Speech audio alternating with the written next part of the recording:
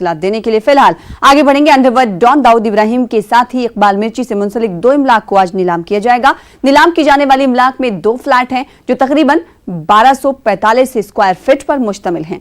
ये प्रॉपर्टीज मुंबई के Santa cruise में हैं। नीलाम की जाने वाली प्रॉपर्टीज का बेस प्राइस 3 करोड़ 45 लाख रुपए तय किया गया है। नीलामी नरीमन पॉइंट की मजाज अथॉरिटी के दफ्तर में होने वाली है। डॉन इकबाल मिर्ची की प्रॉपर्टी की नीलामी आज मुंबई में की जा रही है। हम आपको दिखाते हैं कि ये सफेमा का जो दफ्तर है, यहाँ पर उस प्रक्रिया को अंजाम दिया जा रहा है। प्रक्रिया जो है शुरू कर दी गई है। सबसे खास बात मैं आपको दिखाऊं कि जो 2 फ्लैट हैं 1245 स्क्वायर फीट का सांता क्रूज वेस्ट में, उसकी कीमत तय की गई है 3 करोड़ 45 लाख की शुरुआती बोली शुरू की जाएगी। और प्रक्रिया आप यहाँ पर देखें तो सरकार की तरफ से टेंडर बाकायदा निकाला गया है, ऐड लगाया गया है। और यहाँ पर ऑक्शन की जो 3 प्रक्रिया है, ई ऑक्शन, पब्लिक ऑक्शन और साथ ही सील्ड ऑक्शन, यानी बंद लिफाफे में अपना नाम और अमाउंट भी देकर इस प्रक्रिया को पूरा किया जा रहा है। कुल मिलाकर देखा जाए, अब देखना होगा कि जैसे जैसे समय बीतेगा, तकरीबन 1 बजे के आसपास ये बात स्पष्ट हो पाएगी कि आखिर किन लोगों ने या किसने इस प्रॉपर्टी को खरीदा और कितनी कीमत में खरीदा, क्योंकि शुरुआती बोली जो है 3.45 करोड़ यानी 3 करोड़ 45 लाख से शुरू किया गया है। प्रशांत पांडे, न्यूज़ 18 मुंबई। फिलिस्तीन के ताल्लुक से अमेरिका की ट्रंप इंतजामिया ने एक और बड़ी तब्दीली की है। अमेरिका का कहना है कि मकबूजा फिलिस्तीनी इलाके में आबाद यहूदी बस्तियां गैर कानूनी नहीं हैं। बैनुल-अक़वामी बिरादरी इन बस्तियों को गैर कानूनी करार देती है। अमेरिका की नई पॉलिसी का इसराइल ने खैर मकदम किया है तो फिलिस्तीन ने इस पर सख्त रद्द-ए-अमल का इजहार किया है। The establishment of Israeli civilian settlements in the West Bank is not per se inconsistent with international law. America का यह ऐलान हैरान करने वाला कतई नहीं। यरूशलेम को इसराइल की राजधानी तस्लीम करने और गोलान की पहाड़ियों को इसराइल का हिस्सा मानने के सिलसिले की एक कड़ी है।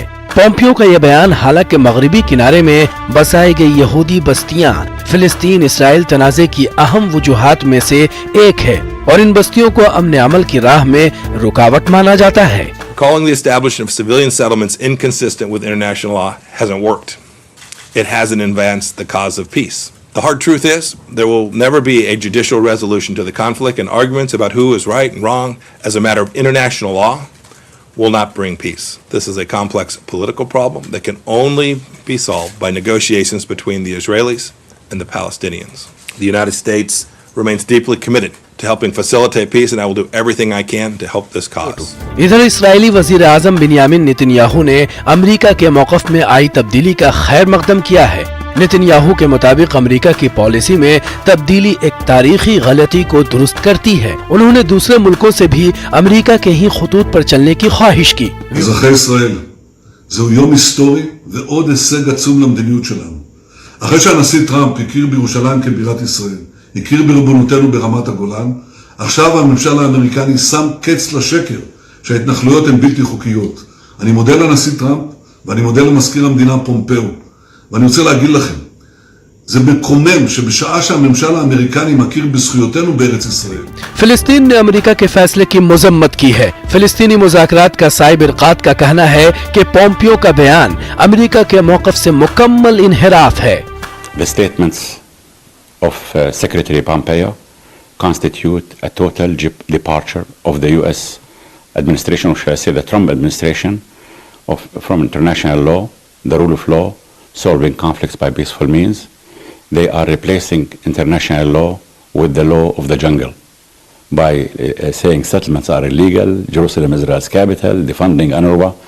They are really shutting the doors of international law and opening the gates of extremism, terrorism, violence, corruption, bloodshed, and people to be forced to believe that the only way to solve problems are through violence and not through peaceful means. ख्याल है कि मकबूजा मगरिबी किनारे में और मशरक़ी यरूशलेम में Israel ने 140 बस्तियां कायम की हैं, जिन्हें बैनुल-अक़वामी कानून के तहत गैर कानूनी कहा जाता है।